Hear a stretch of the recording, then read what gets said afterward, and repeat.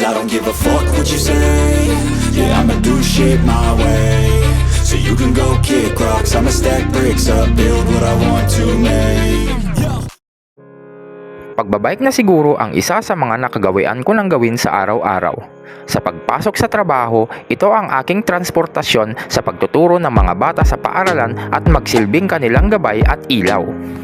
Subalit, ang pagbabike ay hindi naman talaga hilig ni Miss Dame IB.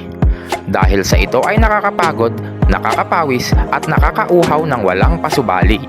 Pero, sinusuportahan niya ako sa bagay na ito. At sumasama siyang magbike paminsan-minsan sa mga bike riding adventures ko.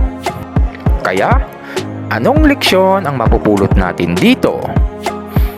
Habang lumilipas ang panahon ay aking napagtatanto na talagang wala nga iyan sa gamit mong brand ng bike, kundi kung sino ang mga taong nakakasama mo sa ride. Iyong nag-i-enjoy ka dahil mahalaga sila sa'yo at mahalaga ka rin sa kanila. Iyong mahal mo at mahal ka rin nila. Sila ang mga makakasama mong gagawa ng mga magagandang alaala na sa paglipas ng panahon ay inyong masasariwa.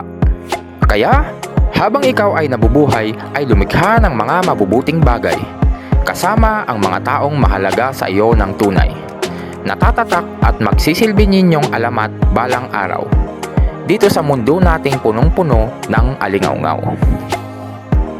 Siya nga pala, ang mga video at pictures na tampok dito ay nakunan noong June 20, 2020 sa Agoo Eco Park noong panahon ng pandemic.